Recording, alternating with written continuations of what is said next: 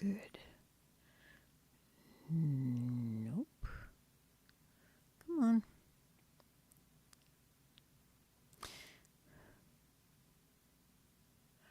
We are up on YouTube, and now we are here on Facebook as well. So let me share it first with, oops. Don't.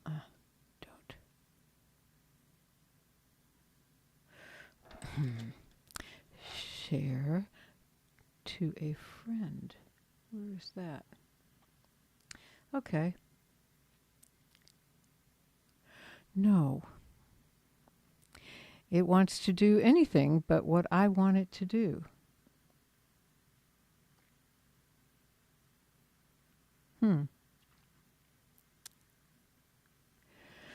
All right, let's do it this way.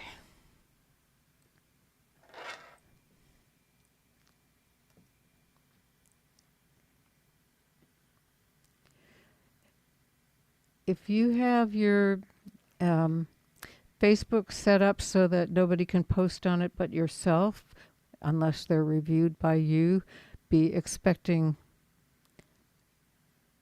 to have to review something.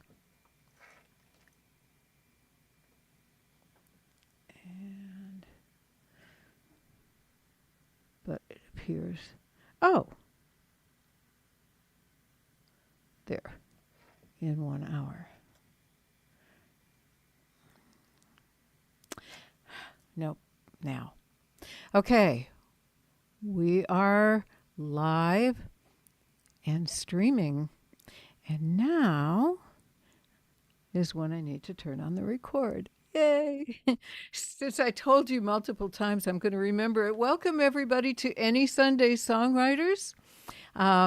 We have a wonderful show planned for you today, and I'm excited to introduce my guest.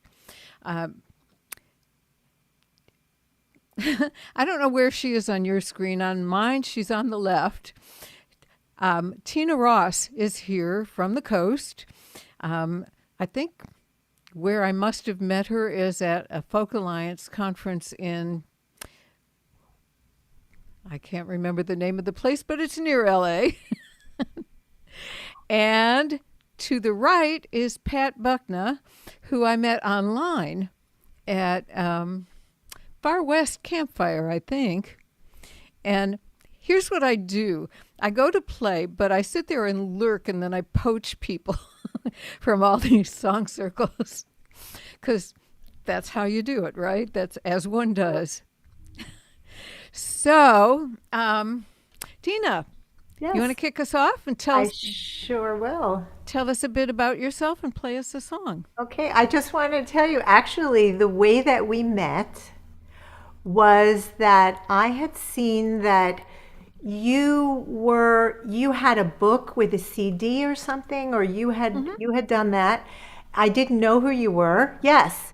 And I actually contacted you. I emailed you and I asked you what you did and how you did it and what the process was. And so that was our first connection. And actually since then I do have the book now.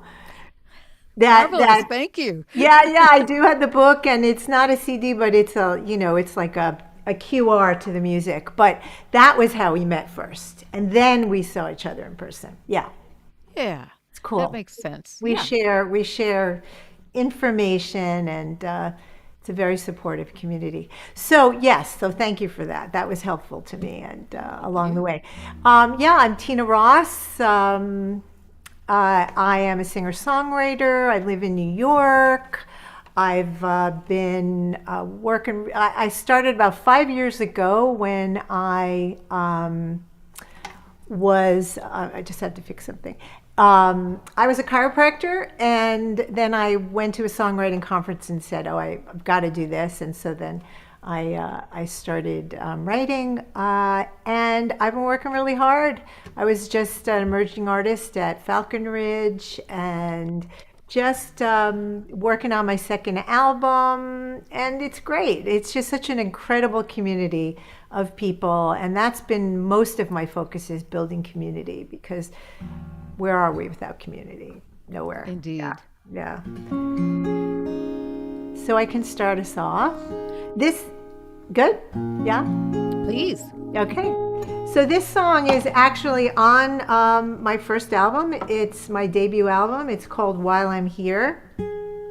And this song was written in front of a dawn redwood tree in the Boston Public Gardens, it's a fascinating, majestic tree. And prompts come from everywhere when you're a songwriter.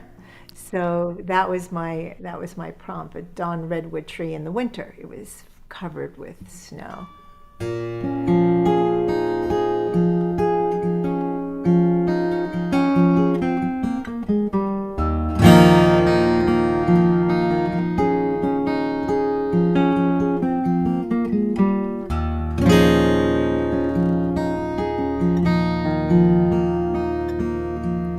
We used to walk the public gardens. I'd wrap your hand in mine. We'd always stop at the dawn redwood with her swirling bark, creeping roots and twine. I'm letting go, letting go. Last winter, early in December, they cut the roses down and left a mound. I knew in April they'd be uncovered along with the plants wintering in the greenhouse. I'm letting go,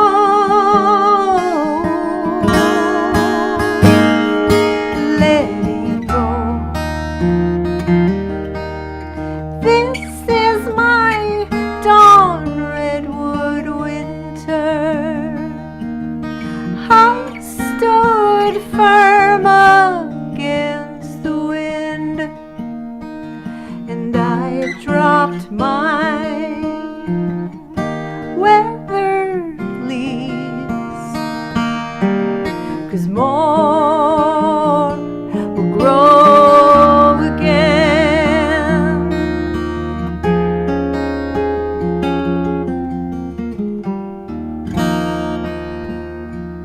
It's autumn, and the redwood's trunk has grown. She's tossed her cones to the ground.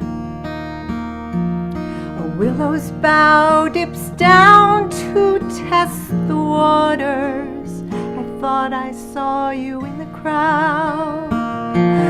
I'm letting go,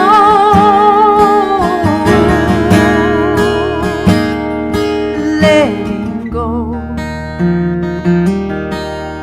This was my dawn redwood winter.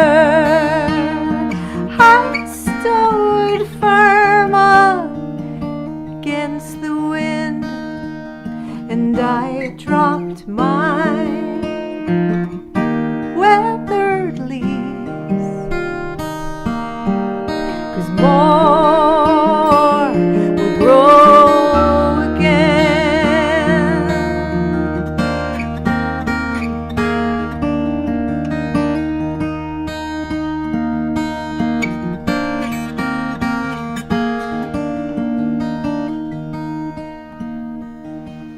And I dropped my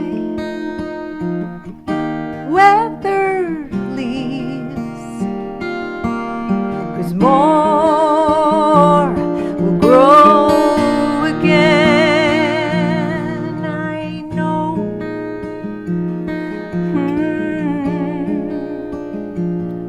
they'll grow again.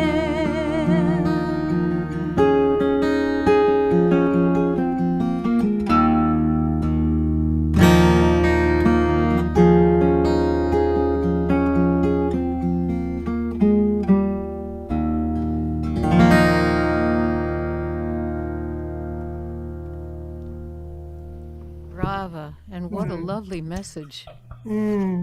It's a song of hope and renewal, maybe. Yeah. Yeah. So, Pat, tell us a bit about yourself. Show us what you got for us. Sure. Well, I'm up here on the other coast, on the Pacific coast.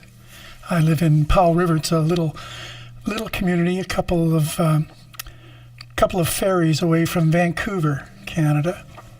And I've been up here for the last 15 years. Grew up in Alberta. Went to school with a whole bunch of kids from Oklahoma and Texas because of the oil industry in Alberta. And I started playing back in the 60s. Started songwriting not long after. And once the pandemic hit, I discovered all this online stuff, which just sort of helped keep me in touch and opened me up to a whole other community of songwriters. And last year, back in 2019, just before the pandemic, I released a memoir that I'd written about my family. And last year I released a new digital album, and this is the title song. It's called Singing This Song for You.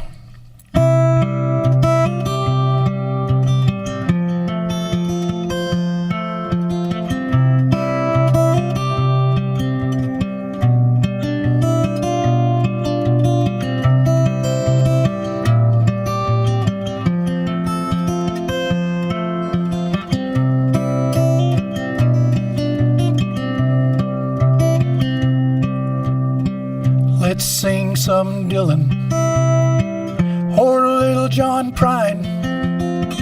We'll remember the words, at least most of the time. And we'll try to sing on key, and we'll have a good time singing these songs for you. Maybe sing some Towns or Little Guy Clark. Writers like that, you know, they tear a hole in your heart. So many tunes and not enough time. You wind up singing your life away. I spent a lot of time singing other people's tunes. That's okay, I get to sing my own songs too. Now it doesn't really matter, 'cause it's my favorite thing to do. Just singing these songs for you. There's a time and place for each and every song. A time and place where they all belong. And there's really nothing you can do to get it wrong. So let's all sing our songs today. Well, I woke up this morning, I had a tune in my head. It bugged me and it bugged me, it drove me straight out of bed. Well, I hummed it and I strummed it till my fingers bled. I played the whole day away. Well, how did it find me? I cannot say just where it had come from in its own special way. It's a mystery for sure, but I'm thankful today to be singing this song for you. Some songs are gifts that drop into our hands, and others they're struggles and they come with big demands. But they're all worth hearing, all should be sung. Yes, each and every one. There's a lot of tunes I could have chosen to do, but this is the one that I chose for you. Well, I'll try my hardest, even though it's quite new. this is my song for you.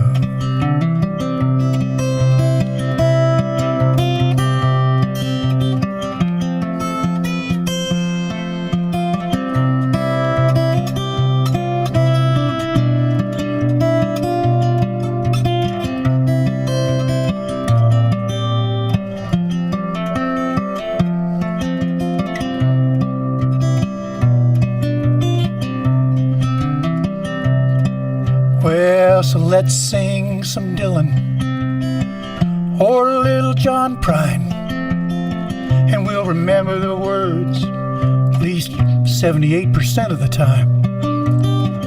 Well, we'll try our hardest and we'll have a good time,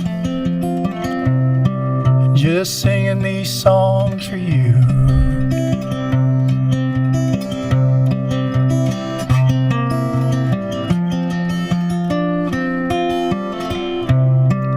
Yes, singing these songs for you.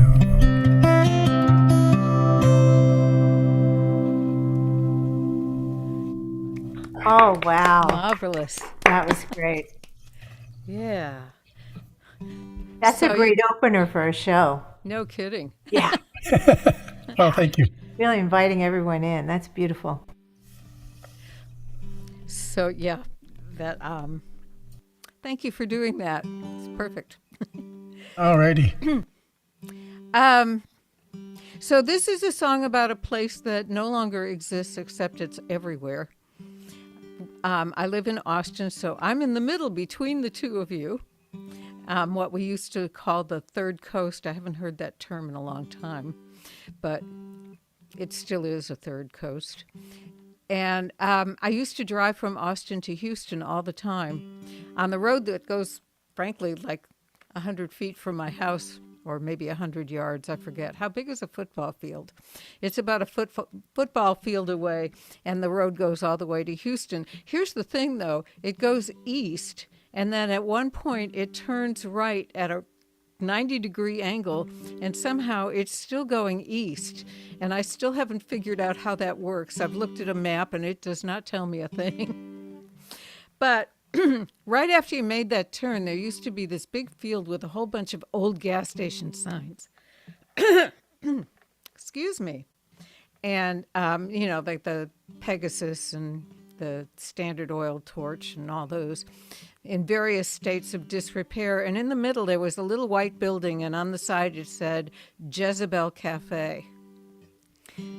And I kept thinking I should stop and see what's in the Jezebel Cafe. But then one time I went by there, I never had time, and then it was gone. And after a while of mourning my loss, I realized actually I have seen the Jezebel Cafe many times, and probably so have you. So I can describe it, and here it is.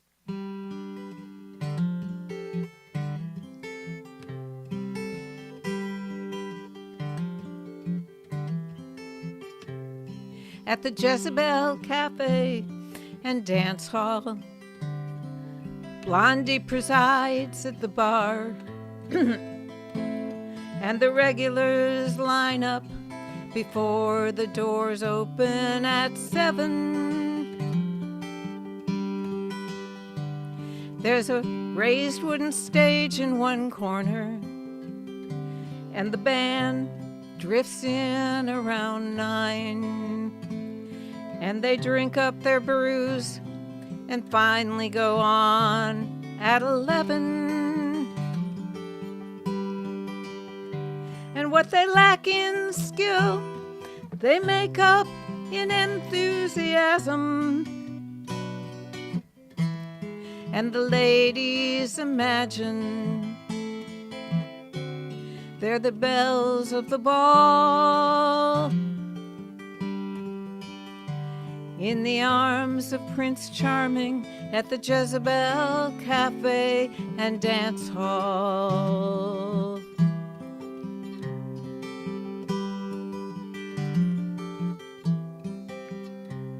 At the Jezebel Cafe and Dance Hall, the tall tales and stories abound, like how someone pulled a catfish from the Brazos as big as a cow, really, a cow.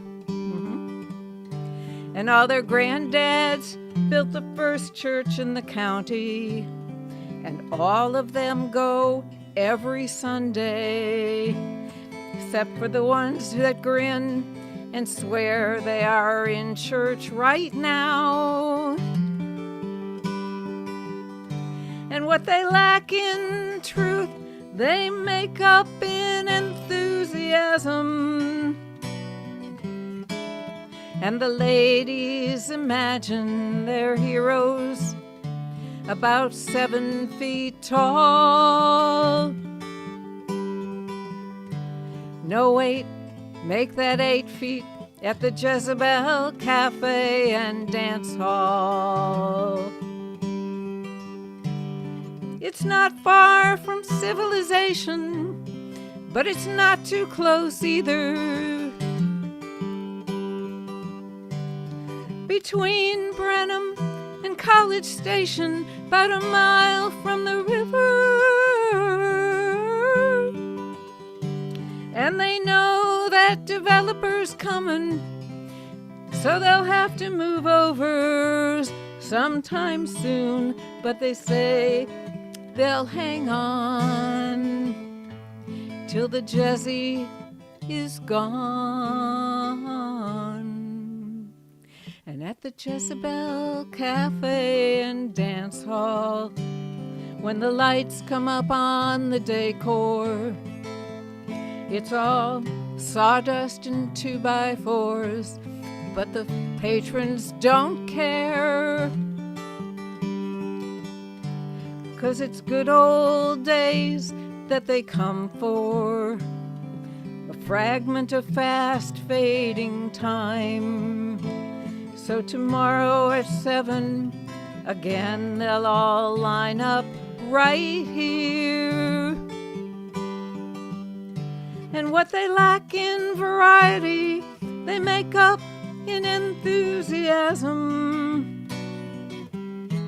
So they'll keep on attending till they hear that last call. They'll be dancing and singing and talking and joking, playing pool and football and laughing and joking at the Jezebel Cafe, the Jezebel Cafe and Dance Hall.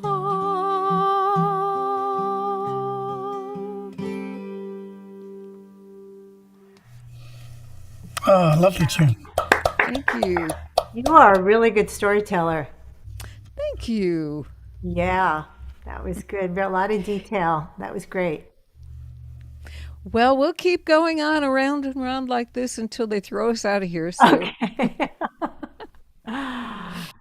Sounds good. So I wasn't sure what to do, so I decided to do a story song so I'm going to try to I don't really have a set. I'm just going to kind of go with what people are doing. And so this is a story about a 17th century artist, Artemisia Gentileschi, who was the epitome of resilience. She was not only a woman in the 17th century, she was a creative woman in the 17th century, which is pretty difficult.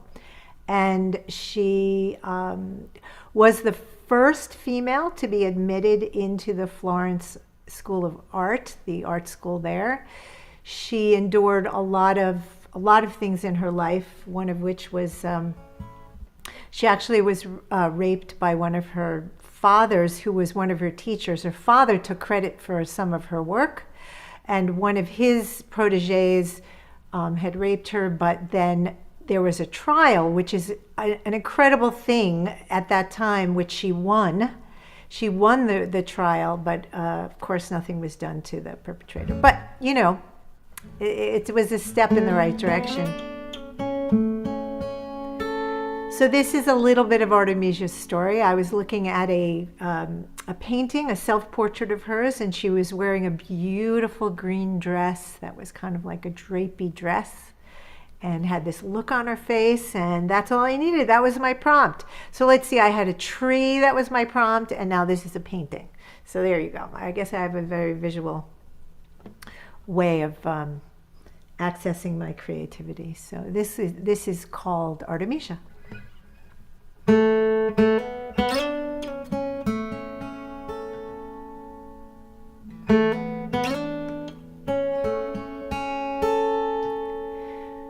My dress shimmers green, an emerald drape, its edges scratch from grainy lace. My eyebrows, curious and arched, my patience worn, my patience parched. I mix my pigments, crush them with stone, truth ground into savage tones. I choose to draw a bloody knife, highlighting dark is always mixed with light. Down this 17th century, I face a faceless enemy, trying to steal what's real for me. I am Artemisia.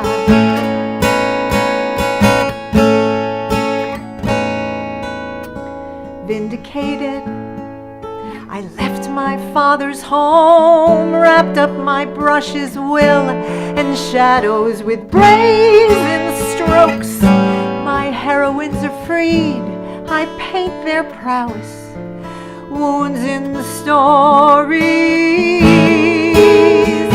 Down the 17th century, I expose absurdity. I will prove an artist's mastery. I am Artemisia.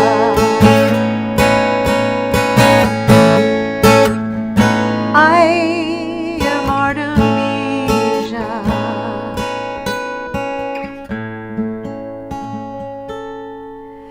I hear the call of this stretched linen. It cannot speak, but I listen. I wield this dry dye and oil to be defiant.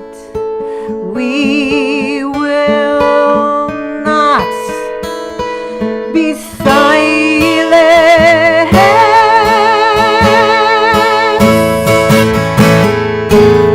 And I'll beat this 17th century. I carry letters from kings and queens. Patrons see my creativity, painting as a woman's allegory. I am Artemisia. I am Artemisia. Oh,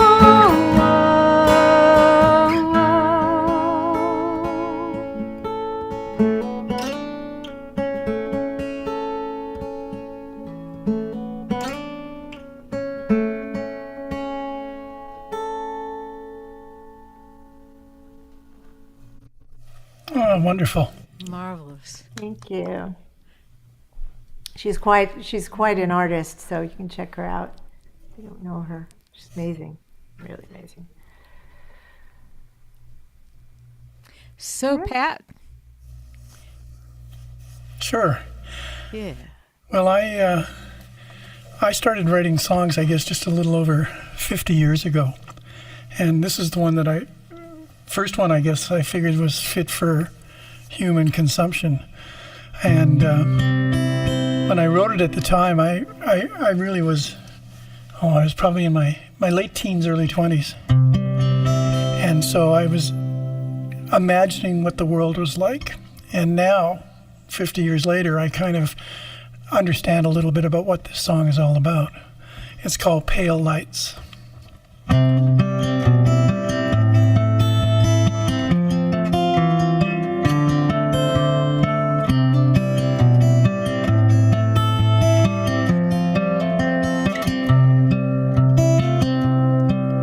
Well, do you ever wonder where these good times go? Have you worried that you might never know? Do you ever want to just let it all go? Does it hide inside you like pale moonlight, northern nights that guide you? All the towns, all them rounds behind you. Are you still looking for a place your size? Did you find it in someone's eyes? Did all the promises turn to lies? Were you left to believe in the pale moonlight, those northern lights that guide you? All the towns, all them rounds behind you. Now do you ever think of what could have been? Does it ever feel like it's closing in? And do you long to be on the move again? Is your time for seeking the pale moonlight, those northern nights that guide you? All them towns, all the rounds behind you.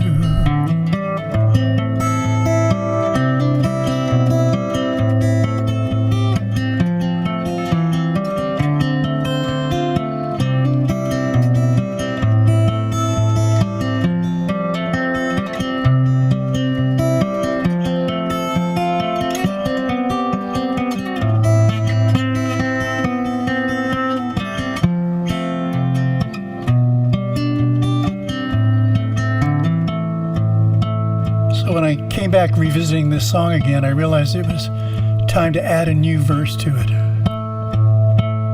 Now, do you ever worry this might never end? Do you long to see family and friends? Case counts, they're rising again. We need something to believe in, like pale moonlight, northern lights to guide you. All them towns, all the rounds behind you. And do you ever wonder where these good times go? Have you worried that you might never know? And do you ever want to just let it all go? Does it hide inside you?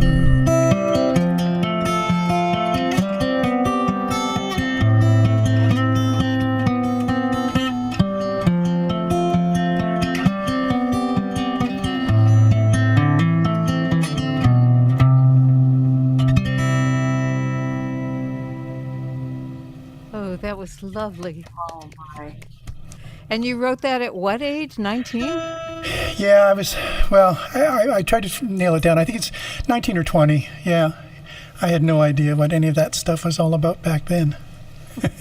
Yeah. I think it's interesting. I think songwriting is kind of like tells the future in a way. Sometimes it's our future selves almost writing a song, or, our unconscious mind.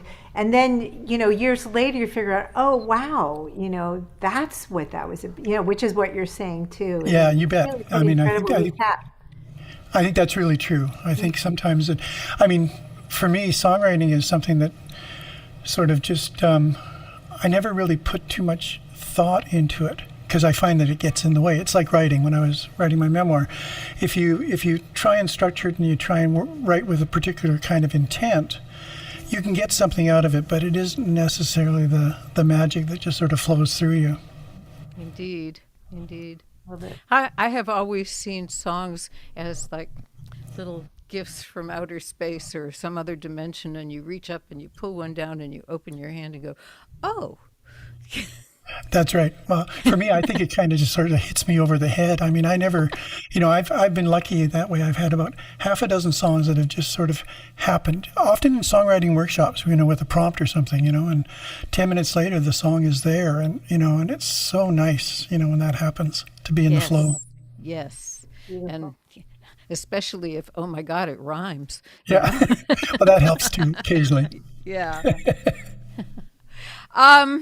Well, since we're talking about it, I started writing way past when I thought I should have. I always wrote poetry in high school, and I have played music since I was tiny, like 3 or 4 years old. But what I was doing, I have pitch, which means that I know what I'm hearing and I know what its name is. And so for a while, I was making my living writing other people's songs down so they could get them copyrighted, because they used to have a paper copy of the song in order to get the copyright. And it was like a crash course in songwriting, though I didn't know it at the time. And so I pretty much, when the first song rolled around, when I think it was just before my daughter was born, and oh, I remember the scene. I was in a truck on the way to join yet another bad boyfriend in Nashville. And the first song came rolling out, and it pretty much clued me into the fact that this might not have been the smartest move I ever made. And I'm not going to play that song for you because it was whiny. But I will play this one for you. This one is much more recent than that.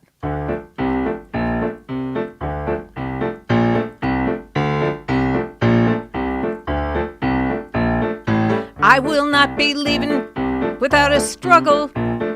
No one will have to say, don't go gently to that good night. I'll be kicking and screaming and hanging on to the door jambs, protesting all the way that I'm not done with this life. I want to see peace. I want to see joy. I want to hear the truth without the noise. I want to see justice with my own eyes. And then I'll be ready and I'll say goodbye. Maybe. I believe Moses looked like Charlton Heston.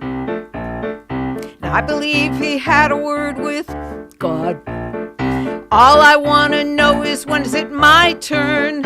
'Cause I'm thinking miracles can't be all that hard. I want to see peace. I want to see joy. I want to hear the truth without the noise. I want to see justice with my own eyes. And then I'll be ready and I'll say goodbye. I want to see the face of peace. I want to hear the voice of truth. I want to know that dream is real, and then I'll make that choice. But first, I want to see peace. I want to see joy. I want to hear the truth and hold the noise. I want to see justice with my own eyes. And then I'll be ready and I'll say goodbye. Then I'll be ready.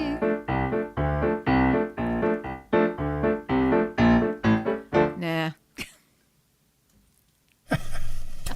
Oh, that was delightful. Thank Wow. you. Wow. I'm not going anywhere. That was great. That was great. Thank you. Wow. What a marvelous afternoon. Thanks, guys. Yeah. So I was having a hard time deciding what to do, but I think I'm going to play this song. This is, do I have myself up? Yes, all good? Yeah. That's not quite staying in tune. Well, we'll see. Hopefully it will. This is a Little Baby Taylor, which I haven't really used much. I had to actually change the battery in it, so I think the strings are not quite happy. We'll try it. This was co-written with a friend of mine, Andrew Dunn. He sent me a part of a progression, and he said, "Oh, I think this sounds like you. This sounds like Tina Ross," like, because it was in an open tuning, right? So, and then you talk about like getting songs, and this is what made me think of this, is that I started just weeping actually from the progression, and within 15 minutes, I had the verses and the chorus, and just it just flowed out, and memories that I had forgotten or not really thought about recently were coming out in the song as well. So yeah, so this song is called Soul Tattoo. It's 100% true. It's like everything's true in the story. So here we go.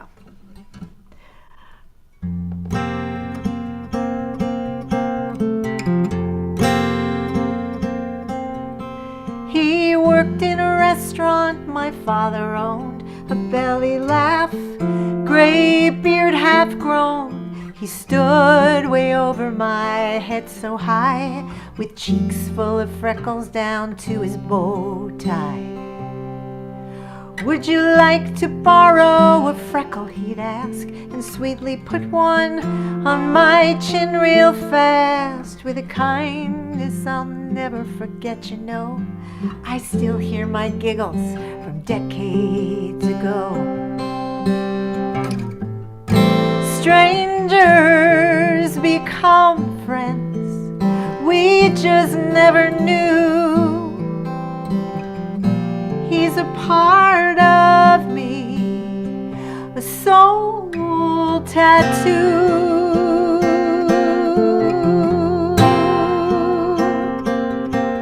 In college, I worked in a senior home, met a small man, pants belted high, hair uncombed, a slight smell of stale air and time. At 87, he became a good friend of mine. We talked about spiritual wounds, reading T.S. Eliot. Making peace with our demons is how we'd fix it. One day an ambulance was leaving when I'd arrived, and under my breath I whispered goodbye. Strangers become friends, we just never knew. He's a part of me, a soul tattoo.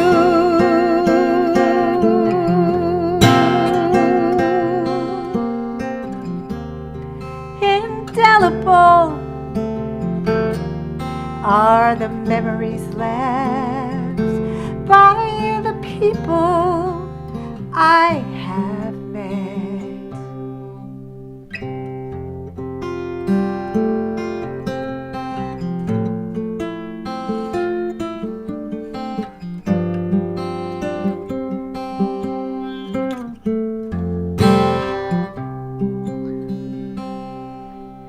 My grandson was born a few years ago. He's a champion of spaceships and Legos. Child of my child, how could that be? Somehow time has played a trick on me. We make funny faces, put my freckles on his chin. He soothes my soul, he's my sacred hymn. The songs we sing, the lullabies, I'm the dried ink in him he'll always recognize. Oh, the years they pass as we walk through. Now I'm a part of him, a soul tattoo.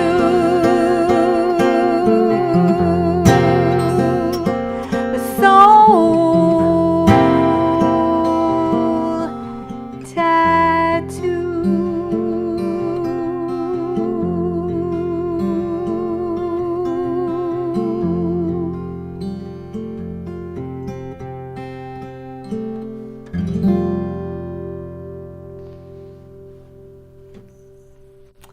That's a lovely tuning.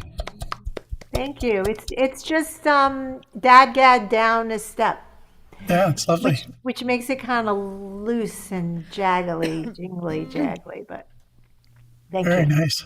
Very Really nice. pretty. thank you, Pretty song, too. thank you.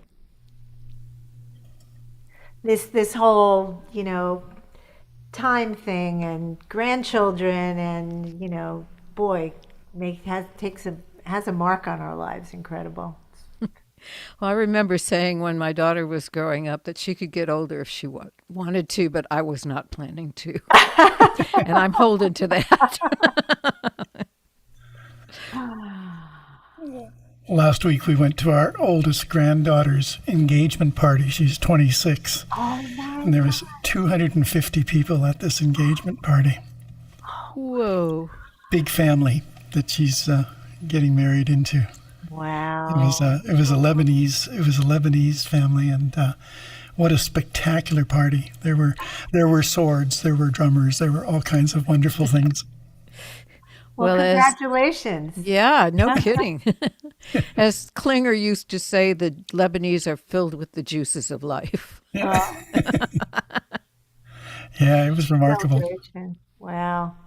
Wonderful. Wow, congratulations. That's so exciting. Yeah, grandchildren are a blessing for sure. Mm. Do you have any songs about yours? No. I don't either. I don't even have any songs about our kids, to be honest. But So play us one about something else. okay, I'll tell you a story. It's another one of those songs that's coming up on 50 years old. But I read an article in a magazine once about this couple. They were homesteaders in British Columbia, and they had gotten kind of upset because the Prime Minister at the time in Canada was a fellow named Pierre Elliott Trudeau, who's the father of our current Prime Minister, Justin Trudeau. And he had taken his two young sons up to where they lived to go helicopter skiing up in the mountains. And Jim and Doreen, Jim was a mountain guide, and he would take people up into the mountains, and all of a sudden now the mountains were filled with tourists and all kinds of people coming in, and Doreen was really quite upset. And she started writing articles about it and trying to, sort of say, hey, you're changing our way of life.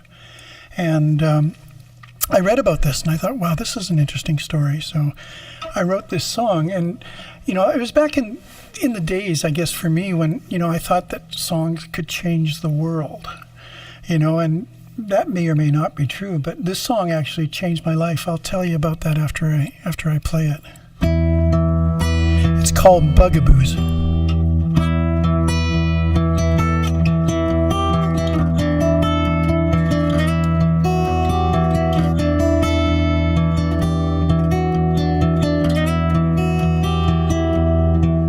On a good clear night when the moon it's right, look to the west, you see the light shining up there,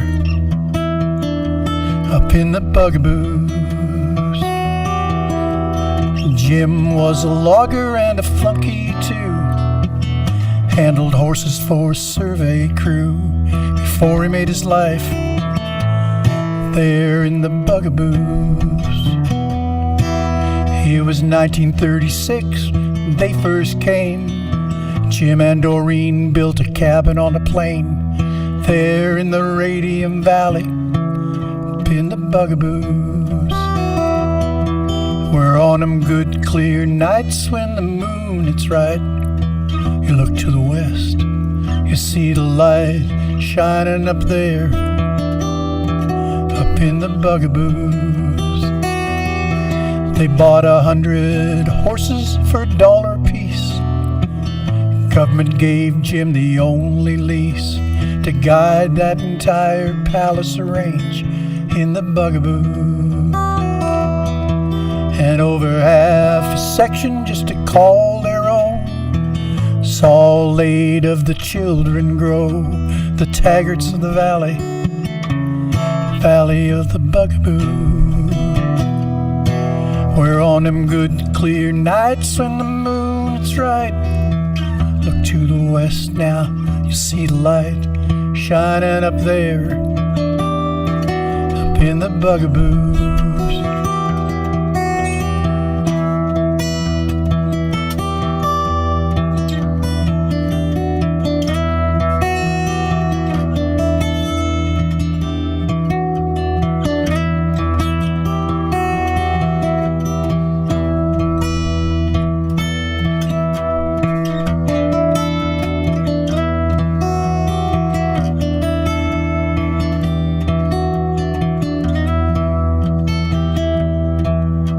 Well, the elk, they're thinning and it's not the same. Too many tourists, too many planes, helicopter skiers, they ply the slopes of the Bugaboo. And old Doreen, she's getting angry, writing letters today. Just as glad if they all go away. Let them be there in the Bugaboo. We're on them good clear nights when the moon is right. Look to the west now, you see the light shining up there, there in the Bugaboo. Yes, on them good clear nights when the moon is right. Look to the west now, you see the light shining up there, there in the Bugaboo. On good clear nights when the moon is right, look to the west, you still see the light shining up there, up in the Bugaboo. Yes, it's still shining there in the Bugaboos.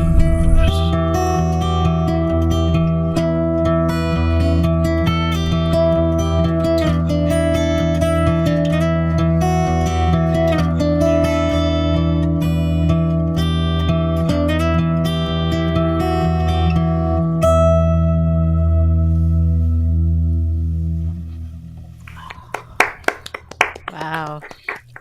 That's a beautiful guitar part too. That's just gorgeous. Thank you. Yeah. Yeah, well, it was, it was a song actually. It ended up changing my life because my marriage had just fallen apart, and I was on the road playing music in a tiny little town in southern British Columbia. And one night, this woman walked into the bar. I was playing the song, and she said, "How do you know Jim and Doreen?" And I said, "Well, I don't. I just read about them in a newspaper article." And she said, "Oh well, they used to board my horses." And I said, "And do you want to meet them?" And I said, Whoa. Well, yeah." And she was from Oklahoma, and so the next morning she hopped in my van and off we drove 200 miles down to Jim and Doreen's place. And I met Doreen. Jim was out guiding some photographers around the mountains, and I played the song for her, and she corrected me on one verse where I'd had something wrong, and then I spent the next year trying to get away from this woman from Oklahoma. Oh my gosh. And you can read all about it in Oopsie. my memoir, because it was one of those times in your life that you look back on and you say, might have made a mistake there. But I got a good little song. warning would have been good. Exactly. You have a good Yep. song, you have a story, a corrected story, and And I got a book out of it too. So Yeah, you go. there you go. Yeah, yeah. That's the way I feel about it. Is no matter how bad the experience, if you get a good song out of it, how bad could it have been? Well, you bet. And like it's like Tolstoy said. All happy families are the same. So you gotta write about the other ones. And I think that's one of the things that I've turned to start doing now. As I started writing songs about the stories that are in my memoir. And the book was supposed to be the other way around. I thought I was writing a book all about the making of my first album back in the early '80s, and I ran out of material after about 15 pages, and so I had to rethink how I was going to do the book, and it became a family memoir after all that. So Cool. yeah. Well, I have a burning question for both of you, one at a time, of course. Tina, yeah. where are you going to be next, and where can people find you online? Oh, okay. Well, I'm at tinarossmusic.com, at Tina Ross Music on Instagram and that. And I have let's see.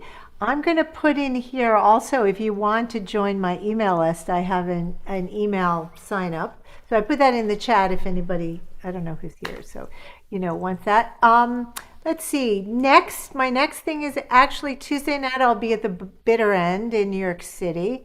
Oh, how lovely. I love that place. Yes, and I'll be playing with a songwriter group, like a group of songwriters. And then Friday night I'll be in Flemington, New Jersey at there's a little venue called DIY Flemington, and I'll be playing with a friend of mine. It's around, and Kathy Moser, who's really wonderful. You could have her on your show. You know her, okay? Yeah. And another duo. Oh my gosh, I'm forgetting their names. I don't know them. Candy, something Candy. It's a duo. But that's Friday night in Flemington. And it's all on tinarossmusic.com. It's all there on my website. Excellent. Yeah. Okay. And Pat, same question. Where are you going to be next, and where can people find you online? Sure. Well, there's not a lot of venues where I live here in the tiny town of Powell Rivers, but I'm going to be playing at our Cranberry Hall open mic next Sunday night, and then we're doing something called Loaded Mic Nights, where we bring a bunch of different performers together, and we just sort of collaborate on stage impromptu. So that should be fun. That's coming up in November. Online, I'll put 3 links in. You can look me up on patbuckner.com. And you can find my digital album on starbuckner.bandcamp.com, and you can find my my memoir on a website called onlychildren.com. The book is called Only Children, and it's available through Amazon in print or in digital format. Be sure at some point to visit our Facebook presentation of this show and let the people there know too, like how to reach you and all that. Will do. Great. You can find me at janseides.com, and it's spelled like it is in my little box here, my cell. And what I've got coming up. Well, this evening, I have a show here in Austin. And then there's Swerfa coming up at the end of September. And the next one of these shows won't be until, because I'm going to be out of town a bunch during October. The next one will be Sunday, October 27th, and it will be with Logan Vagel, whom I met in Minneapolis. And the other position is not yet booked. I had somebody in there, but he unfortunately had to back out. So I'll be announcing that to all and sundry to the best of my ability whenever it's announceable. And if you'd like to be on the mailing list for these shows or on my personal mailing list, either one, actually, I've kind of combined them. They're now both the same. Leave your email address in the chat for me or in the comments or as a direct message on Facebook or YouTube, and I will see it and add you to the list, and then you'll be privy to not quite everything I know, but a good chunk of it. And let's see. What was I going to... Oh, I know. I'm going to do my sound check song. Or at least this week it was. I don't know where this song came from. This is one of the reasons that I feel like you just reach up and see what you get. My daughter came out while I was working on it, and she said, "What is that?" And I said, "I don't know." So here it is.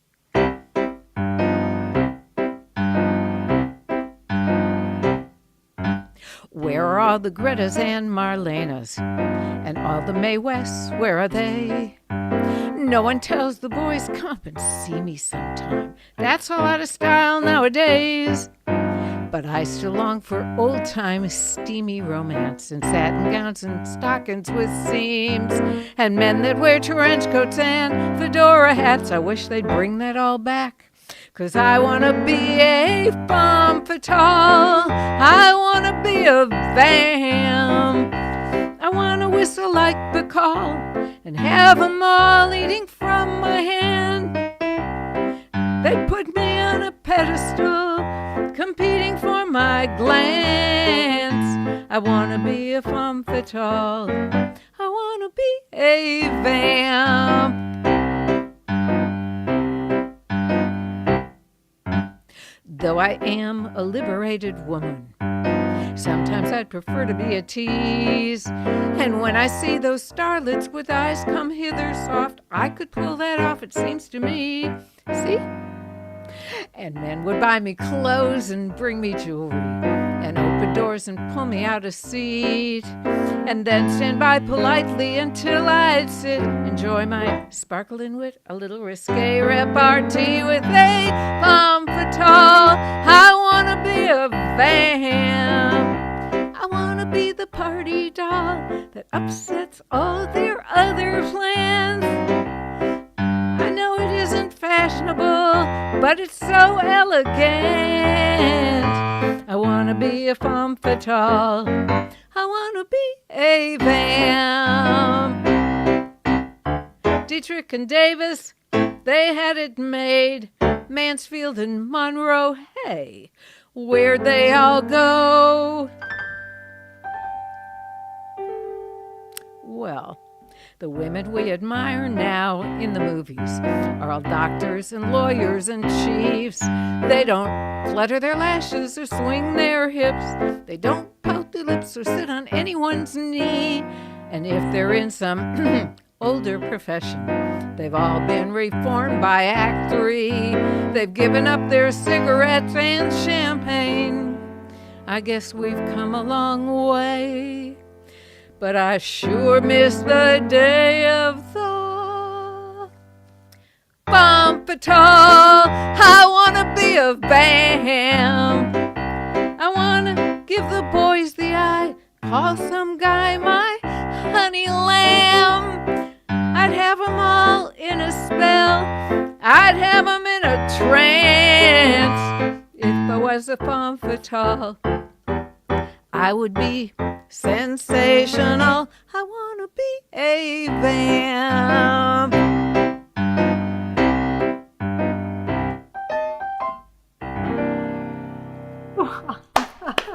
Thank you. Oh my God, I love that. I'm glad we got to see the video instead of just listening to this on headphones. Right. The time when I decided to do something like that, I was at a competition and I was playing the song and I thought, I'm up there on the stage with the piano and I looked at what I was wearing and I thought, well, this is not very femme fatale-ish.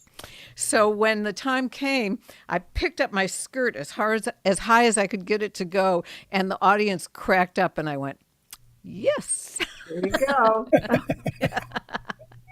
Well, this was perfect. That was just great. Thank you. It's so unexpected. It's just great. Oh, prize, as my daughter used to say. Yeah, somebody posted in the chat, grandchildren are your return on investment for raising your kids. Oh, yes. Yeah, that was the biggest, most delightful surprise, is like, I just get to play with them. I'm not responsible for anything. I don't care if anybody thinks they're cute when they're past 3, Yeah, it's really been just a wonderful experience. And people say it will be, and it is. So Yeah. You don't know until you're there, which is like anything. Exactly. So this song is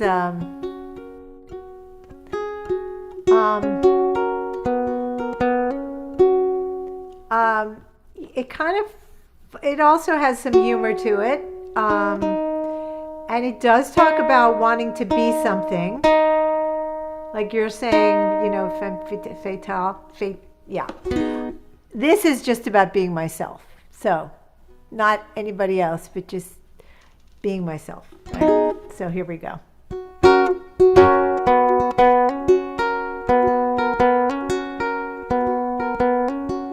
I need no one's permission but my own.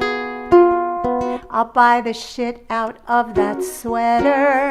I'll color my hair or I won't. I've been thinking maybe I know better. I embrace what doesn't go right. I make mistakes, but they won't make me. I see this painting in a new light. A montage of incongruity. Oh, the chaos, the drips, the mess, mix of color and possibility. Oh, I'm gonna be myself.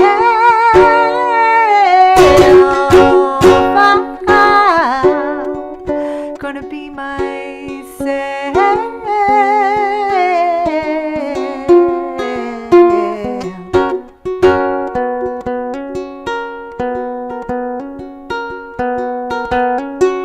Accept me at my worst, or you sure as hell don't deserve me at my best.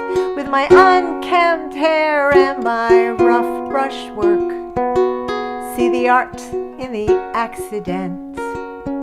Lose illusions of control, be me no matter what some expect. Oh, I'm gonna be myself. I'm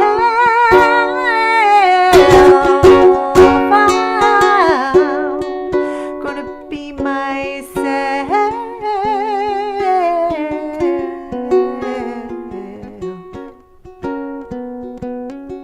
Well, no one else could ever, ever, ever, ever, ever be us. So I've got a very solid go-to life thesis. Oh, I'm gonna be myself.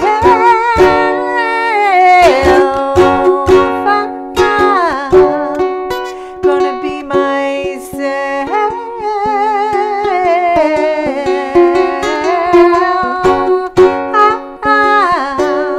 I'm gonna be myself.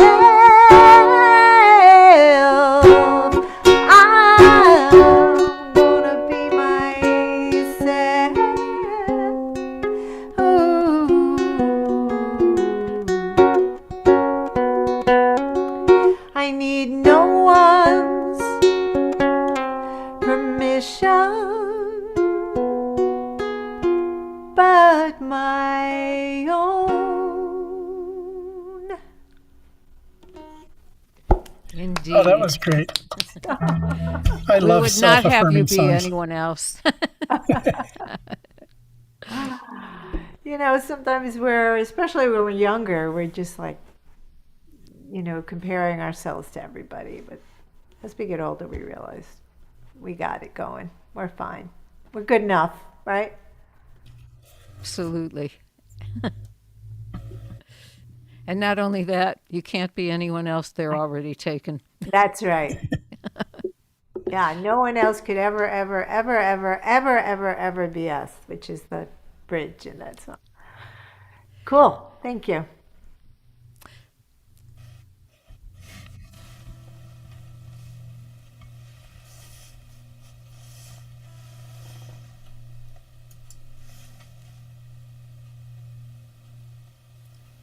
Pat, you're up. Okay. So after that that disastrous year of living in my van with this crazy woman from Oklahoma, I finally figured out that if I got off the road, that she'd have to leave. She couldn't sit still. And so I landed in this small little town in the Arctic. In Canada, we talk about coast to coast to coast, but we also mean the Atlantic, the Pacific, and the Arctic coast. So I'm living here in a little town called Fort Smith, and I became a reporter and photographer for the local community newspaper, and sort of put my guitar down, and then I met a woman there, and we got together, and one of the first things she said is, "Oh, I love to dance." And I said, "Well, I'm a musician. I don't dance, And she said, "Well, come on, it's fun. Let's go dancing." Now, the only problem is that Fort Smith was sort of at the end of the road, and it was like 1,500-mile drive way down to Edmonton, or 2.5-hour plane ride. So we hopped on a plane and we ended up in Edmonton at a little place called the Sidetrack Cafe. And I got this song out of it. It's called The Dancing Lesson.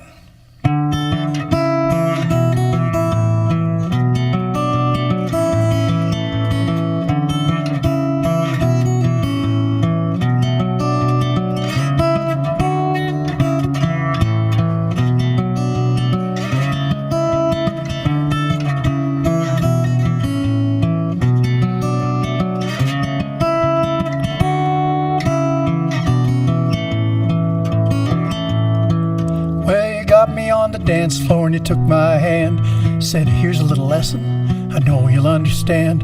Push like this, pull where you want, then before you know it, you're sliding, you're gliding, you're moving at a trot, dancing and glancing. Then you know what, every step I take I'll be moving with you. It's really that easy, really kind of simple, really nothing to it. It's all you gotta do. We got together now, lickety-split, never had a chance to examine it. A night became a week and a week became more. Then before you know it, we're sliding, we're gliding, we're moving at a trot, dancing and glancing. Then you know what, every step I took, I was moving with you. It's really that simple, really kind of easy, there's really nothing to it. It's all you gotta do.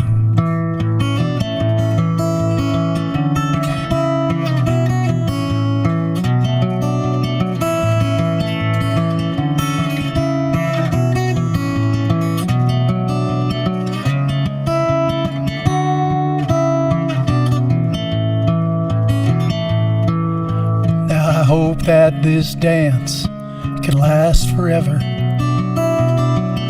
'cause I don't want these old songs ever to end. And I never thought that you'd get me dancing, but I guess sometimes you just have to let someone pull you out a bit. I guess sometimes you got to pull on through, let somebody get close to you. Well, there ain't no reason to question now, you find out all the answers anyhow. Well, everybody gets just what they deserve, then before you know it, you're sliding, you're gliding, you're moving at a trot, dancing and glancing. Then you know what, every step I take I'll be moving with you. It's really so simple, really kind of easy, there's really nothing to it. It's all you gotta do. Well, you got me on the dance floor and you took my hand, said here's a little lesson I know you'll understand. Just push like this, pull where you want, then before you know it, you're sliding, you're gliding, moving at a trot, dancing and glancing. Then you know what, every step I take I'll be moving with you. It's really that simple, really kind of easy, there's really nothing to it. It's all you gotta do. Yeah, it's really that simple, really kind of easy.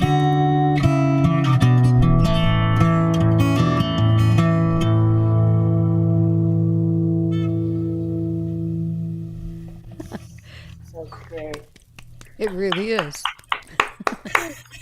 Dun, dun, dun, dun, dun. Like it goes so totally with the theme of the song. You know, the what you chose, the music. It's great. Yeah, Oh, thank you. yeah. Yeah. Well set lyrics. I'm going to go off on a tangent. So we just spent a couple of weeks in Point Arena, which is on the, I meant to ask you, and I want to do it before I forget again, Pat. Are you anywhere near Gibson's? Yes, I'm only a ferry away. Oh, well, I was good. I was actually there a couple of weeks ago for a little thing called Art and Words. Well, there's a little place there that I've played at, so I know it's there. Unfortunately, I can't remember the name of it, but if you're interested, I can send it to you later. Oh, sure. That would Okay. be fun. It's probably the Dream Cafe, maybe. Maybe. Yeah. I don't remember. So anyway, we spent the part of the summer in the Redwoods, And I have just recently read a book by Richard Powers or Powell, I can't remember which right now, but it's called The Overstory, and it's basically to do with our relationship to trees. Mine improved after reading that book. I had no idea how fascinating they were, and yeah, they've been here since before us, and we share 12 to 20% of our DNA with trees, so somewhere back there, you and I are one. Anyway, this song was written long before that, but it's taken on new meaning for me. Come to the woods with me. Let the trees tell you their secrets. Drink from the river that flows through the forest. Come to the woods with me. Come to the woods with me. Hear the miracle of the bird song. Let it transport you and wrap you in calm. Come to the woods with me. Forget your future, forget your machines, forget your 5-year plan. Just for a moment, remember your dreams and breathe in that sweetness as deep as you can.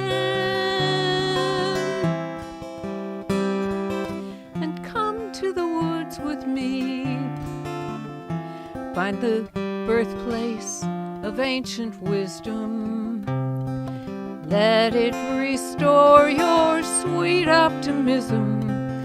Find your heart, find your soul, and come to the woods with me. Forget your future, forget those machines, and above all, forget that 5-year plan. Just for a moment, remember your dreams and breathe in that sweetness as deep as you can. And come to the woods with me. Find the birthplace of ancient wisdom. Let it restore your sweet optimism. Find your heart, find your soul. Let it make you whole. And come to the woods, come to the woods, come to the woods with me.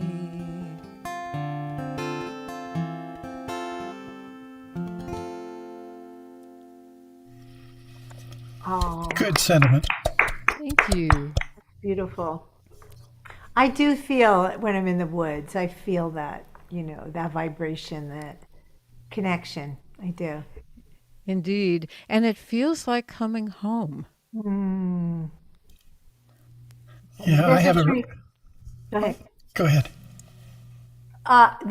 There's during the pandemic, my husband and I would walk every day, right? And so there was a tree that I just like fell in love with. It's just an incredible tree. And so just the other day, a couple of days ago, we were walking by, and I just kind of got the floating back of all of those feelings, and I was like, "What is it? Why do I love this tree? I don't know."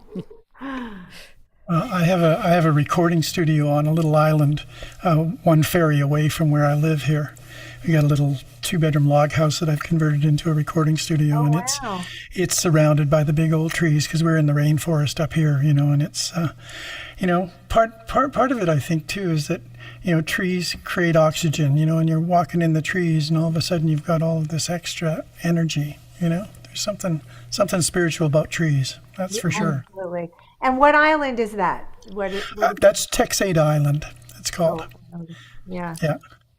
Well, we almost were in British Columbia, and this summer we were supposed to go to a wedding and things changed, and we were going to be in, Vancouver and Victoria and Seattle, and we didn't end up doing it, but we will end up. Oh, yes. Yeah. Come in the summer when it's lovely and warm and dry. Yeah. It was in August. We were supposed to be there in Perfect time. Perfect time to be here. Yep. Yeah, but didn't work out. Second time it didn't work out. Another time it didn't work out too. Third time lucky. Third time. Third time lucky. Okay, so I'm going to do a brand new song. So,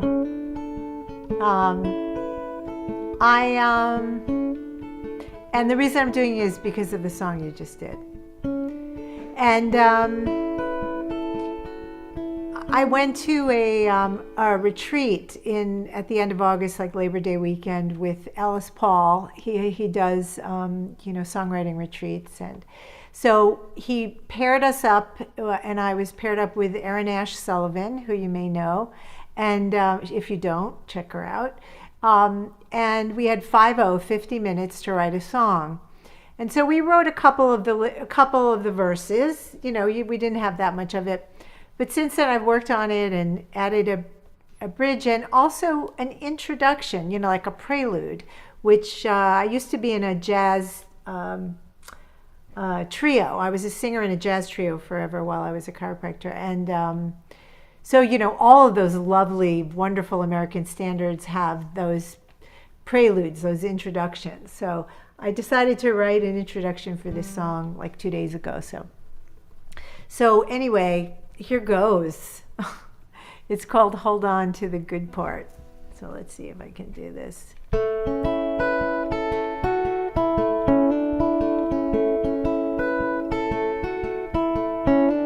My son and I stood on the water's edge.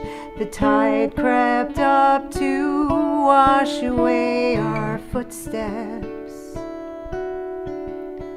As the sun was setting like a colored symphony, and he asked me, are there things that you regret? Well, I could have spent less time thinking, trying to second guess, and I could have spent less time cleaning, enjoy the lovely mess. Hold on to the good parts. Hold on to the good part. I could have spent less time working, leaning into the plow, and I could have spent less time planning and just enjoy the now. But I was in a race car, chasing a shiny shooting star. But it's those we love that shine the light in the dark. Hold on to the good part. Hold on to the good part. Hold on to the good part. And leave the rest behind. So I'm gonna spend more time listening, learning something new, and I'm gonna spend more time sailing, riding the tide of gratitude. 'Cause life's not a pie chart, it's an ever-changing work of art, and I live inside my brave heart.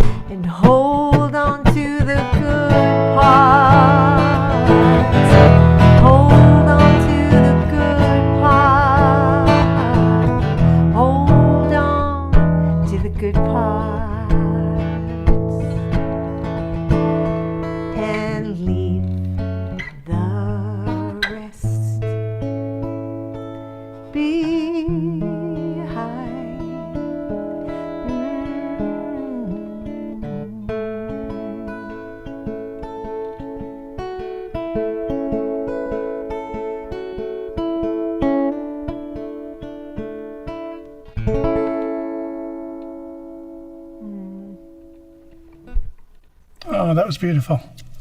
Thank you. Yeah, it's important to play out new songs so that we can figure them out. Yeah.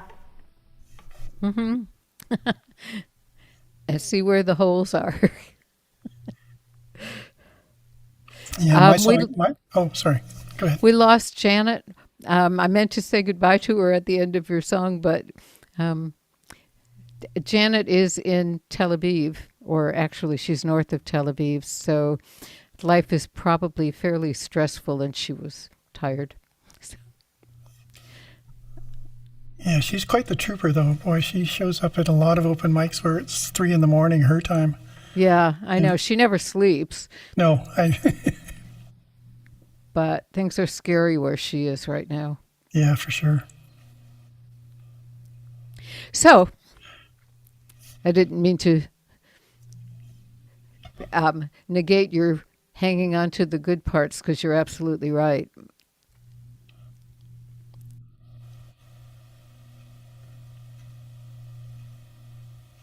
So, Pat, Okay. So I started, when I was going to write my memoir, I think I said, I had it all planned out before I started. This was back in 2001.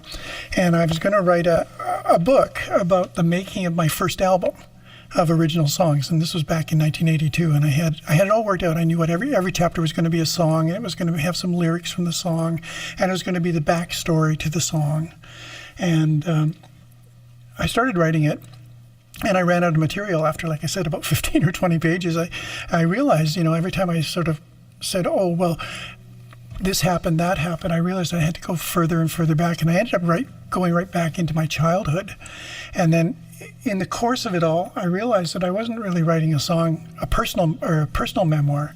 I was writing a family memoir. It was all about discovering that I had 4 siblings. I was raised more or less as an only child, but over the years, I found out about 4 other siblings, and all 5 of us never knew one another. 2 were my dad's and 2 were my mom's, and so it was quite a revelation. But since I put the memoir out, I've started writing songs about some of the vignettes that are in there, and this is one called "Johnny Was a Chevy Man."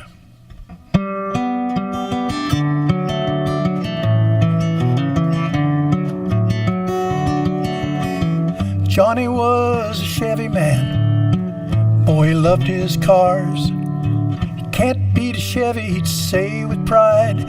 Fords will too bitch it, they're a terrible ride. My brand new Impala's got a power glide. Man, he loved those cars. Johnny was a Chevy man. He took good care of his cars. Off each week to the rocket car wash. Wax and a polish and a super soft cloth. Johnny was a Chevy man. He took good care of his cars. Johnny was a working man. He labored his whole life. Had no use for the bosses in the office. Didn't give a damn about profits or losses. Johnny was a working man. He labored his whole life. Well, Johnny was a quiet man. Never had much to say. He lost his first family in an ugly divorce, abandoned by the church, filled with remorse.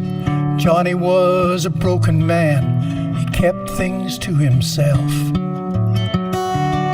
But in the years that mattered, what I wanted most was something he couldn't give.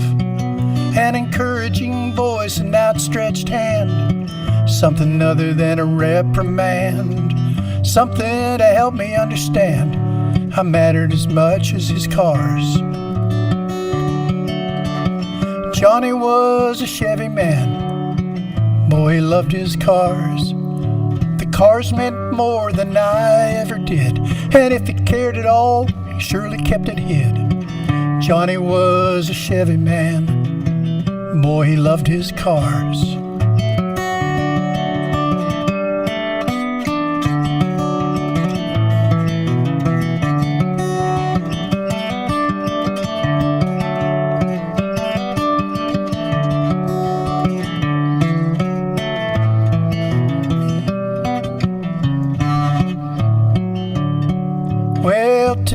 I drive a Chevy, but it's just a car. It gets me to places where I want to go. It's old and it's rusty and I really don't know how much longer it can stay on the road, 'cause it's just a car. Dad was a Chevy man. Boy, he loved those cars.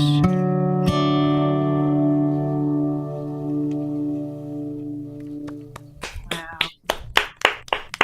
Great story. My dad was a Chevy man too, so I totally understand his feelings. It's funny, every guy that listens to the song talks about cars. And every woman says, "Oh, poor Pat. His dad never loved him." It's sort of funny. Well, my brain also did go to that, but my brain also went to, I had a Chevy Nova, like that was my first car. Oh, best car in the world. A hand-me-down from my mom, yeah. And I also, before I had my license, drove that car. It was like I took the car once and my mother went into the car, and actually it was that I had a friend of mine drive it, and then I drove it. And so he put the car back, and so when my mother got home, she said, "Were you in my car?" It was like it wasn't smart enough to put it back and My Nova was so old, the floorboards had rusted out, and you could see the pavement going by as you drove along in it. But it lasted forever. It did last a long time, but eventually the piston went through. It leaked oil, so yeah. So that was the engine just went, and that was it. I think it's a generational thing. You mentioned cars, and all of a sudden we're all in our memories with our cars, right? Yeah. No question. I've got one. My sister, my only Nova experience. My dad had Bel Airs, and that was what he loved. But my sister had a Chevy Nova that was kind of copper colored, and we went to Disneyland. And because of the lighting in the parking lot, when we got out to the parking lot, we could not find her car. Wow. So it was like it just disappeared into the heat in the background, you mean? Well, the color, because of the lighting, the color didn't look like the color of her car. We did finally find it, but it took us most of an hour to do it. And we walked past it more than once. See, now we have our little fob that we could use. Oh, yeah. Thank God. These days, that has every possibility of happening again, even if you have a car that's bright red. Sure. Well, this song is not about cars.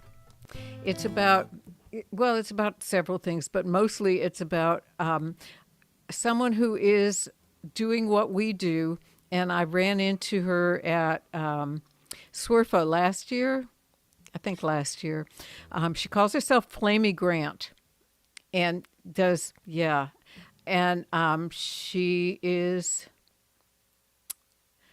she's a drag queen. I'm not sure what all else is going on, but it's none of my business anyway. And I had her in our showcase room, and I was expecting, flamboyance and whatnot. And the songs, oh my God, the songs. And she has this voice that is rich and deep and presents those songs in their perfect setting. She just stole my heart. And so I was thinking about all the noise about Drag Queen Story Hour and what a shame it was that this is... See, I remember things from when I was real small. I'm lucky that way, and it's nothing important. It's just, little scenes with my family that I say, did this ever happen? And somebody says, yes, you were there. And the earliest one was 18 months, so we're talking like most of my toddlerhood. And I was thinking about all these kids who are not going to get to see this marvelous presentation because somebody has a bee up their butt. And it just struck me, and so this song was the result, one of them.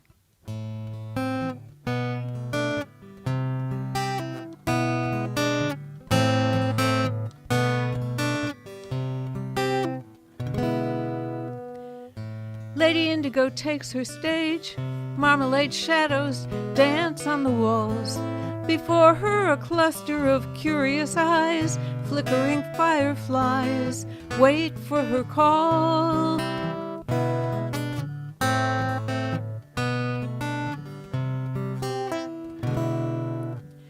Lady Indigo turns to them slowly. Her velvet-gloved hands gather the light. Silver feathers flash, the walls disappear, and her story takes flight. And it's beautiful and brave, full of fancy disguise, glances and sighs, dances that last through the night. Beautiful and brave, but story hour's over.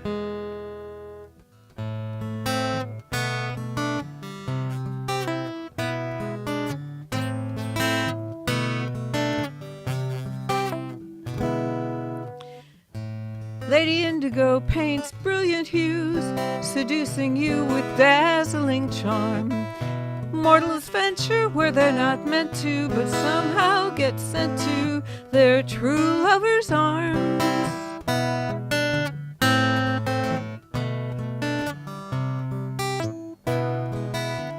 Lady Indigo in red satin and pearls shares a world teeming with treasure. Amid ominous rumbling, her hero so strong. Add a song for your listening pleasure. And it's beautiful and brave, audacious and rash, courageous and dashing, their mettle proved in the fire. Beautiful and brave, but story hour's over. And after the show, as you go to your home, her enchanting whisper remains, and it's beautiful and brave, full of fancy disguise, glances and sighs, dances that last all night. Beautiful and brave, beautiful and brave, but story hours over.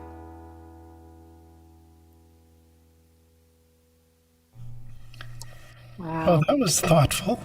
Wow. Thank you. I love that, beautiful and brave. That's like the perfect, like, Do you know Annie Capps? Yes, I do know who she is. I don't know her personally, but I know who she is.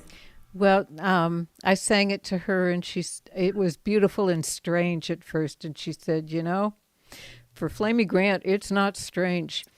How about brave? Yeah. That was amazing. It's amazing how one word changes Everything. even an and or a but can change a song. Yes. Using one word can change it. That's amazing.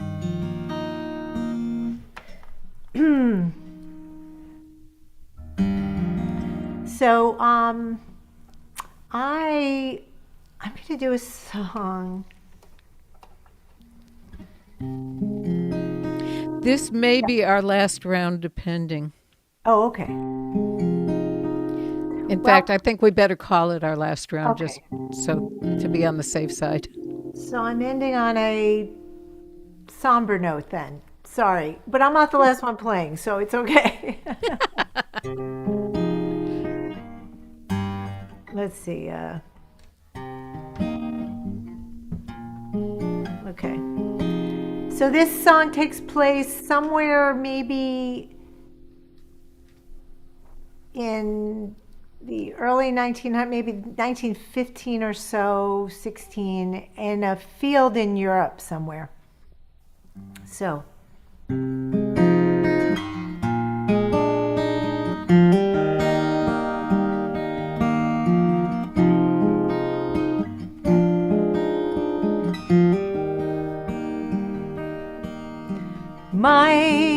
it hurts, and where is my platoon? A blade of grass is poking in my ear. We flank the troops like we were told, and I've a sinking feeling as I lie here.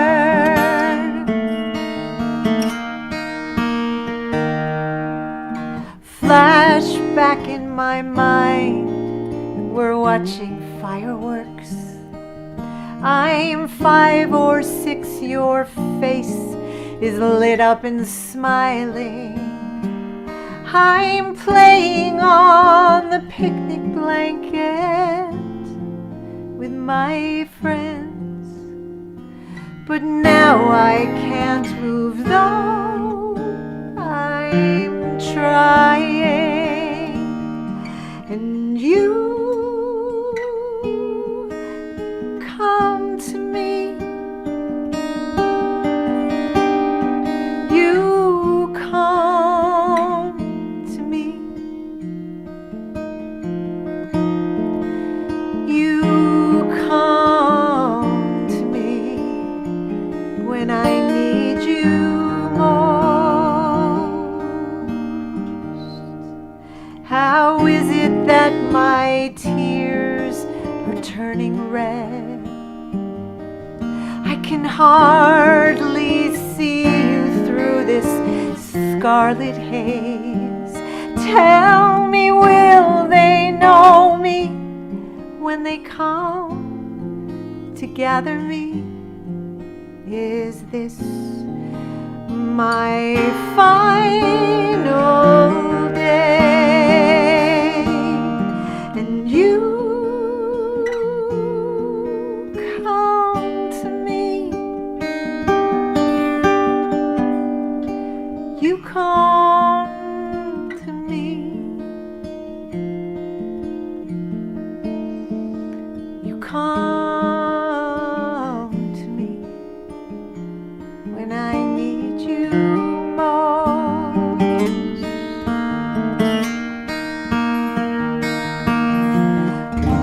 Planes burst through sound above my head. Flashes of light are coming close,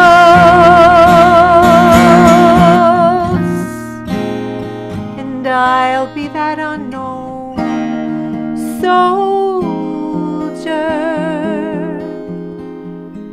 that only my mother knows. And she came to me, she came to me, she came to me when I needed her most.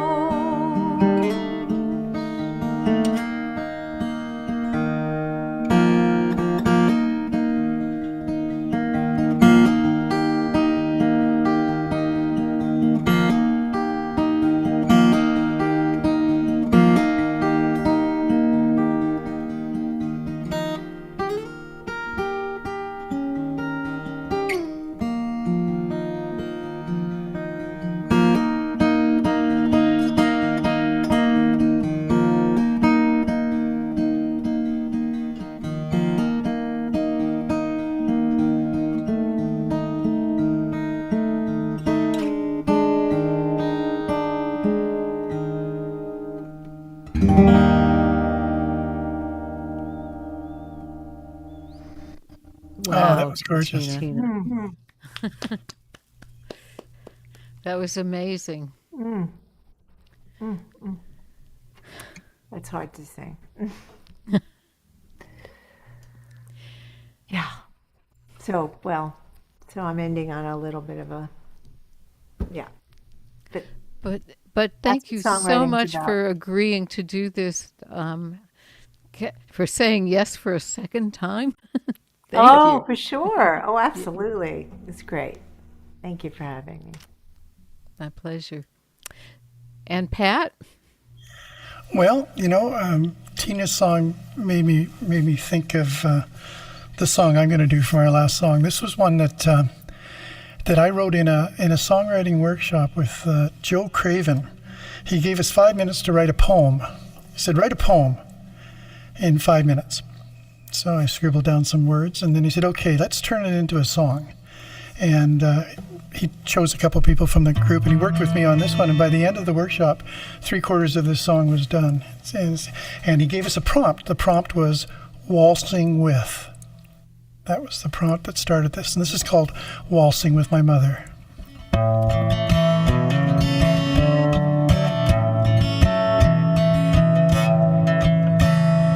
Waltzing with my mother, holding her tight. If only I'd waltzed with my mother one time.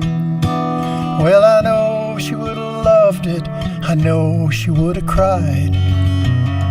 If only I'd waltzed with my mother one time.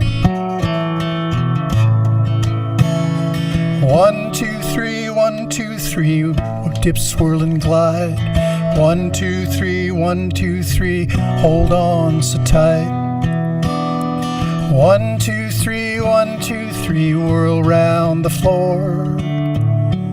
Only to waltz with my mother once more. Waltzing with my mother, her hand clasped in mine, arm on my shoulder, holding me tight. I'd lead her around the dance floor and she'd stare into my eyes. I could have waltzed with my mother all night. And it's 1, 2, 3, 1, 2, 3, dip, swirl, and glide. 1, 2, 3, 1, 2, 3, hold on so tight. 1, 2, 3, 1, 2, 3, whirl round the floor.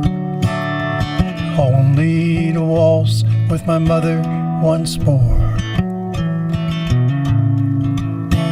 Well, I should have waltzed with my mother that night. If only I could have swallowed my pride. Her eyes would have watered as I held her tight. I should have waltzed with my mother that night. Well, waltzing with my mother, there'll be no next time. She's been gone now such a long time. And I can only imagine how much better it'd have been if only I'd waltzed with my mother back then. Yes, 1, 2, 3, 1, 2, 3, dip, swirl, and glide. 1, 2, 3, 1, 2, 3, hold on so tight. 1, 2, 3, 1, 2, 3, whirl round the floor. Only to waltz with my mother once more. Yes, 1, 2, 3, 1, 2, 3, whirl round the floor. Only to waltz with my mother once more. Oh, Oh, wow. lovely. That's great. So, thank you so much, Pat, for agreeing to do this. It's been a wonderful afternoon. Well, it was delightful, yes. And thanks to Tina. Both of you, your songs are great. Yeah. And back at you. Nice meeting you, too. Yeah. So, let's see. I hope we will meet again soon. That's actually, you're going to Far West, though, I aren't am. you, Are Tina? you're going, right? I am. Yes, yes. Yeah. You know, it's interesting because wait, Craven, what's his first name that your Joe, son? Joe, Joe, Joe Craven. right. So he was at Far West and also gave us a similar thing, not that prompt, and I also got a song out of it, so it was very good. Yeah, I've done a couple with him through the Yosemite He's songwriting good. group. He's Yeah, good. he's excellent. So good. Yeah. Yeah, I keep meaning to check that out, and I keep forgetting to do it because I get so wound up with everything else. I know. Well, every It's so every easy. every Tuesday night they do an open mic, 7 p.m. Pacific time. Oh, Every cool. Tuesday night, and there's only half a dozen people that come. They're coming up with their live workshop next or in 2 weeks, I think, again, and they've got a number of mentors there. It's been a wonderful event. Cozy Sheridan's been there, and Mary Gauthier, and a number of really fine songwriters. Marvelous. We're doing Yeah. it online for a while, and now they're back to live. So, What is the yeah. name of it? Yosemite Songwriting Retreat. Yosemite. Right. Yeah, so if you go to their webpage, there's a link to their open mics if you're interested in joining in, and be fun. There's only a few of us that come every week, but Kind of late. I'm on the East Coast, so it'd be. So it's 7 o'clock. So it starts at 10. Yeah. 10 your time. Yeah, yeah. But you just have to have an afternoon nap before. right. That's good. I actually like it, that I'm 2 hours ahead of the West Coast because that means that things happen when I've got everything else out of the way. Right. Yep. Well, So, and by the way, I have to throw this in because I'm just amazed at our good fortune. After Far West, my daughter, my husband, and I are going to hear Joni Mitchell. lucky you. Hollywood Bowl, yeah, and Lucky you. the whole impetus behind her was how many more opportunities would there be? Oh, absolutely. Yeah. Which day are you going? Sunday, Oh, so just that same day. Wow. yeah. Wow. I got to have dinner with her one time. She has a place up here, not far, halfway between Gibson's and where I live. And she used to go to this little restaurant called the Ruby Lake Cafe. She's had a place up here for 50 years. And she was supposed to be they were previewing a film about her. And I phoned for tickets, they were all sold out. And the guy said, well, she's coming for dinner tonight. If you want to take the ferry down and have dinner and meet her, go ahead. Yeah.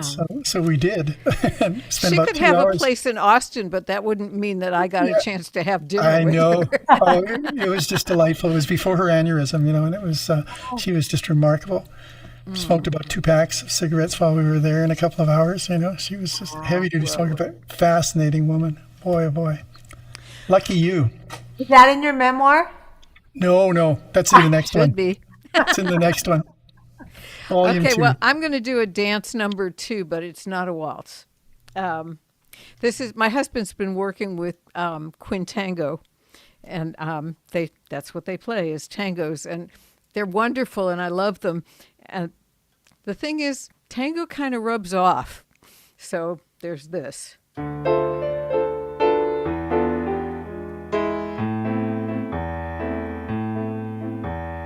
First, make a list, all the qualities you missed on your previous attempts. Then make a plan, all the places that someone like that might frequent. Call all your friends, let them know you're on the mend from your last affair. Consult your horoscope, seize the moment, and say a little prayer. And then you wait, you hurry up and wait. Be at the right place at the right time to meet your soulmate. You just wait, gently knocking on the gates of love sublime. It's just a matter of patience and timing in the tango for one.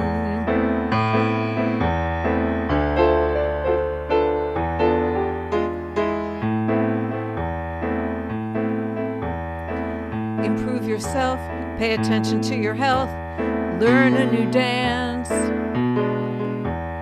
Go on a trip, give your blues the slip, change your circumstance. Exercise your brain, learn a new language, do something just for fun. Get your fortune told, buy new clothes, you may already have won. Still you wait. You hurry up and wait. Be at the right place at the right time to meet your soulmate. You just wait, gently knocking on the gates of love sublime. It's just a matter of patience and timing in the tango for one. Sooner or later, you're gonna notice a change.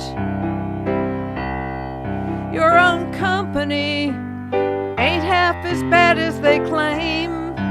And it's not a cause for shame. You can't afford to wait. You can hurry up and wait. At the right place, at the right time, you'll meet your soulmate. You just wait. You'll be entering the gates of love sublime. It's just a matter of patience and timing in the tango for one. 'Cause it's all about patience and timing in the tango for one.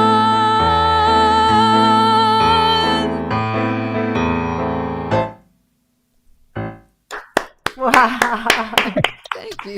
I wanted to get up and dance. Oh, you should have done. I would have been delighted. It's funny. I have a song about soulmates too. Maybe Warren Far West. I'll play for you. And it's also about like soulmates. You know, two halves of the same. In the Kabbalah, it's two halves of the same soul, right? Mm-hmm. But they, you know, in my mind, I was thinking as if they are traveling lifetime through lifetime through lifetime, hoping, you know, to meet each other. And that's what the song is soulmates. Like, I think that's beautiful. Off a little, and then so I'll play for you if we have time in Far West. But that was beautiful. That was a great song. That was a great song. We'll make time. We'll make time. Okay, so I'm going to stop the recording. Bye, all you people who are listening to this recording. We'll see you next time. And yes, I know, I stopped it. And I'm going to stop the stream. Thank you for being here, everybody on Facebook and YouTube. We'll see you next time around.